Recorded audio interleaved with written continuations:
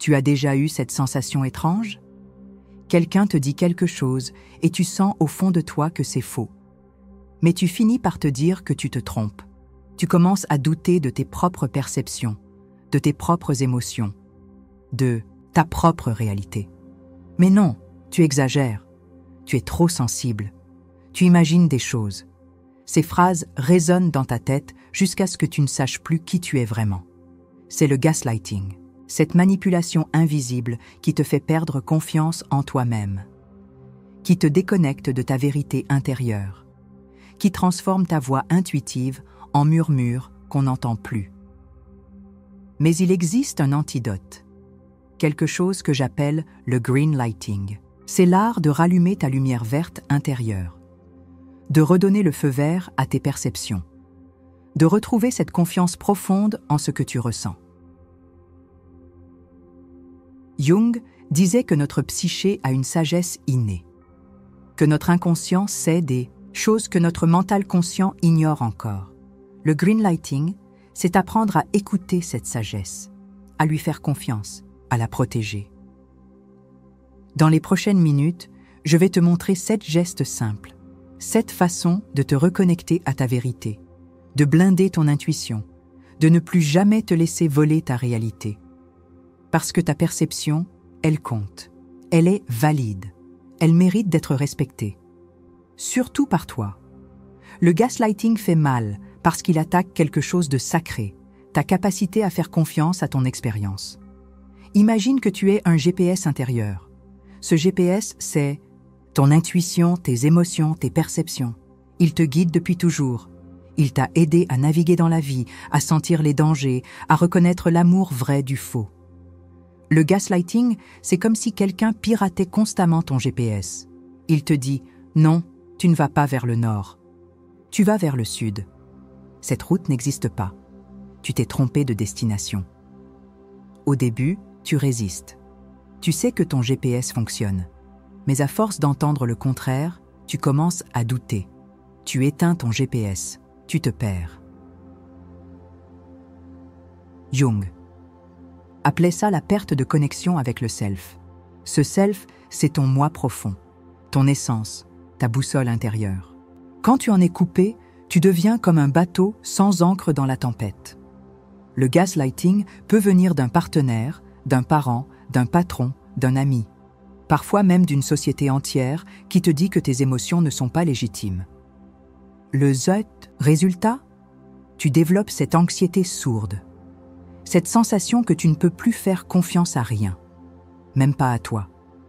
Tu deviens hyper vigilant, mais en même temps, tu ne sais plus quoi surveiller. C'est épuisant, c'est déroutant. Et c'est exactement ce que le green lighting vient guérir. Si ce type de vérité te touche, ça vaut peut-être la peine de continuer ce chemin avec nous.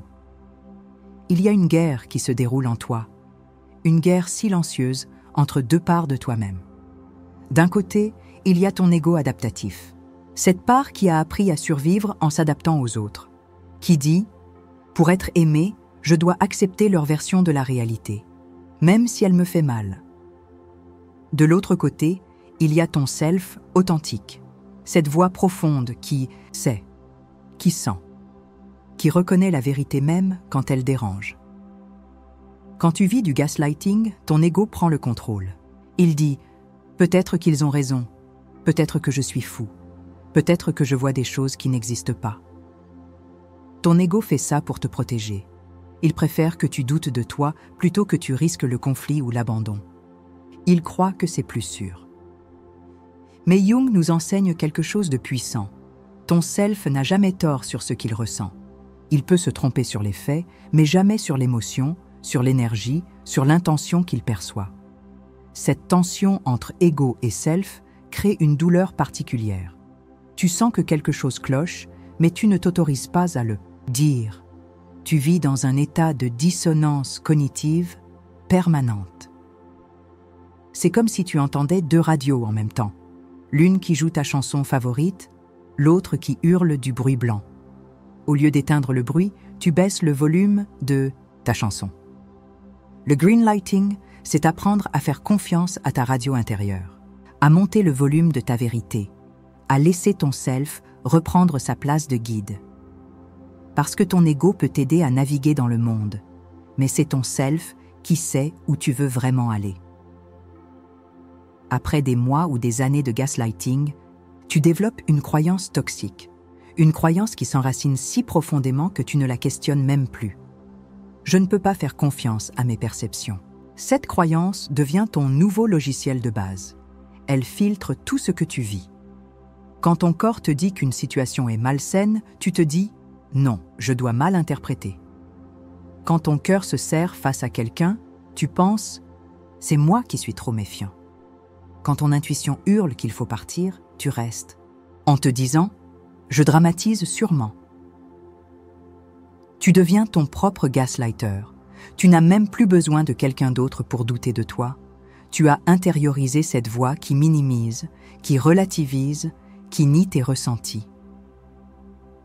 Jung parlait de l'ombre personnelle, cette part de toi que tu as rejetée pour être acceptée.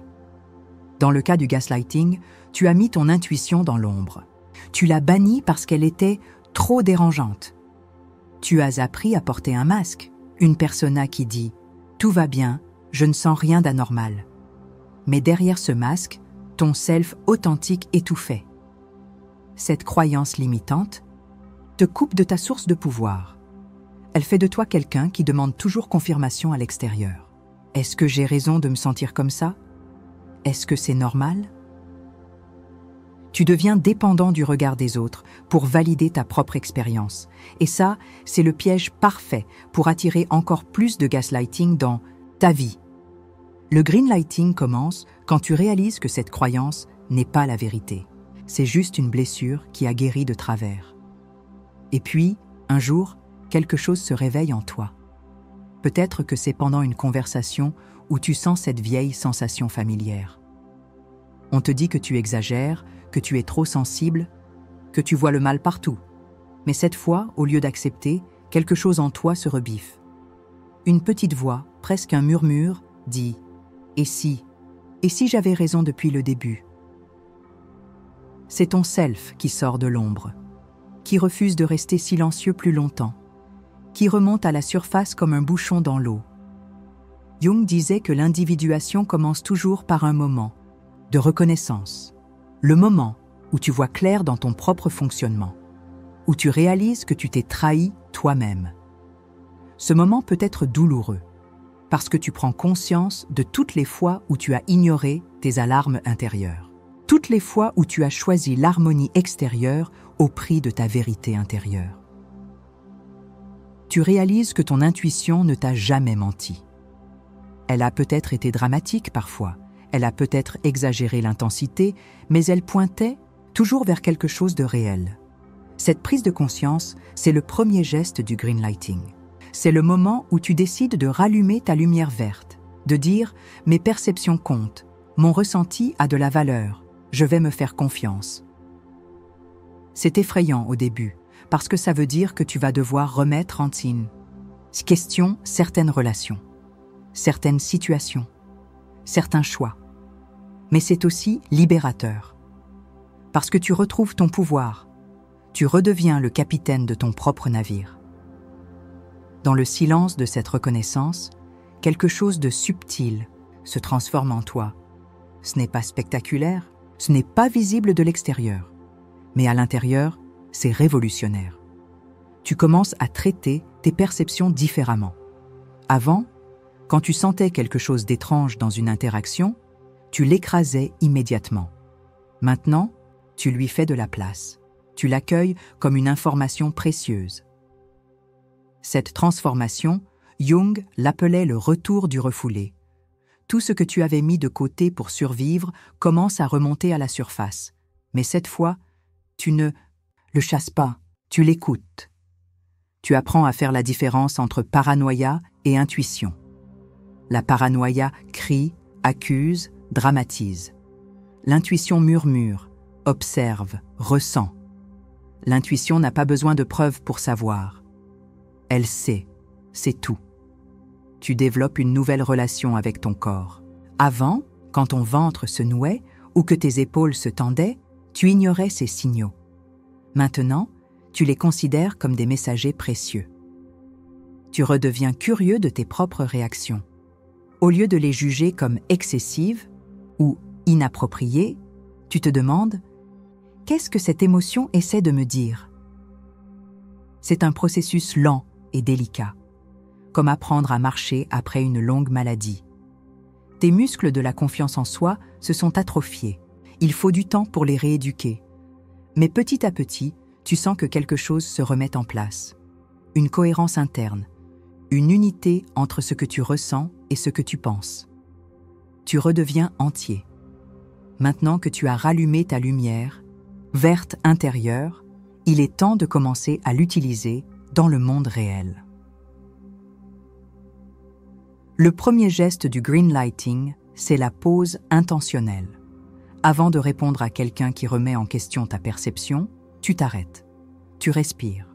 Tu consultes ton GPS intérieur. Qu'est-ce que je ressens vraiment dans cette situation ? Tu n'argumentes pas tout de suite. Tu ne te justifies pas.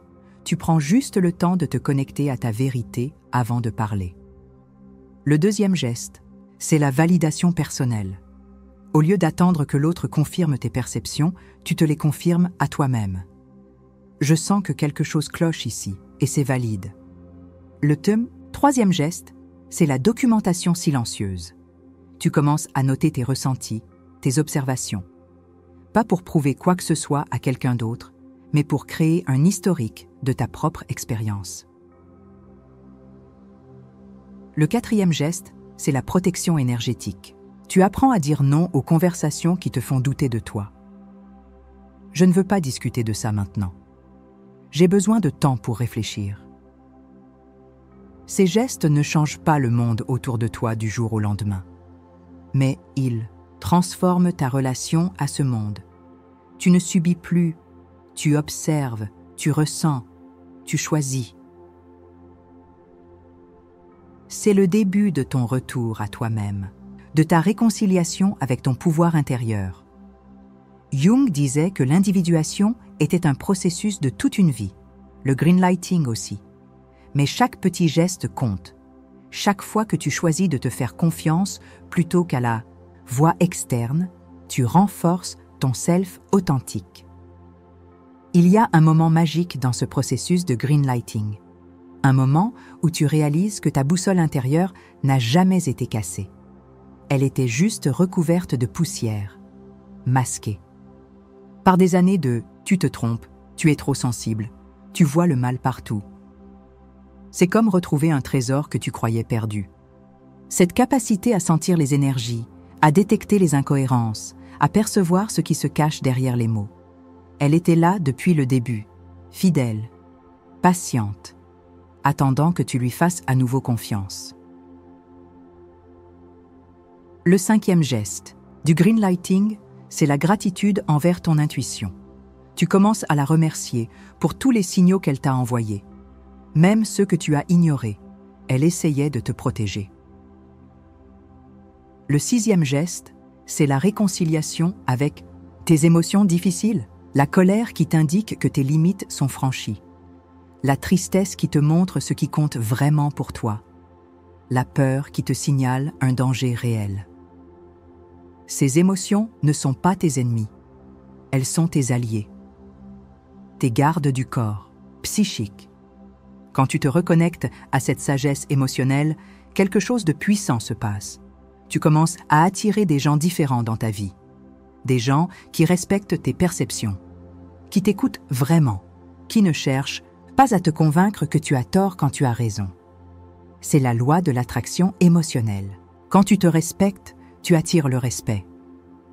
Quand tu te fais confiance, tu inspires confiance. Ton énergie change, ta posture change, ta façon de parler change. Les manipulateurs sentent que tu n'es plus une proie facile. Et les âmes authentiques sentent qu'elles peuvent être vraies avec toi. Le septième et dernier geste du greenlighting, c'est peut-être le plus important. Apprendre à te poser la bonne question. Pas « est-ce que j'ai raison ?» Pas « est-ce que les autres vont me croire ?» Pas Est-ce que j'exagère? La vraie question, c'est est-ce que je suis en train de me trahir? Parce que c'est ça, le cœur du problème. Chaque fois que tu ignores ton intuition pour faire plaisir, tu te trahis. Chaque fois que tu acceptes une explication qui ne résonne pas en toi, tu te trahis. Chaque fois que tu choisis l'harmonie extérieure au prix de ta vérité intérieure, tu te trahis. Jung nous enseigne que nous sommes nos propres guides les plus sages, que notre inconscient sait des choses que notre mental conscient n'a pas encore comprises. Faire du greenlighting, c'est renouer avec cette sagesse profonde. C'est arrêter de chercher la validation à l'extérieur et commencer à la cultiver à l'intérieur. C'est comprendre que tu n'as pas besoin que les autres confirment tes perceptions pour qu'elles soient valides. C'est réaliser que ta sensibilité n'est pas une faiblesse, mais un super pouvoir. Que ta capacité à ressentir profondément t'offre des informations précieuses sur le monde qui t'entoure. Alors, je te demande, depuis combien de temps tu te trahis? Depuis combien de temps tu éteins ta lumière verte pour ne pas déranger? Et si aujourd'hui était le jour où tu décides de te faire confiance à nouveau? Tu sais ce qui est beau avec le greenlighting? C'est que personne ne peut te l'enlever.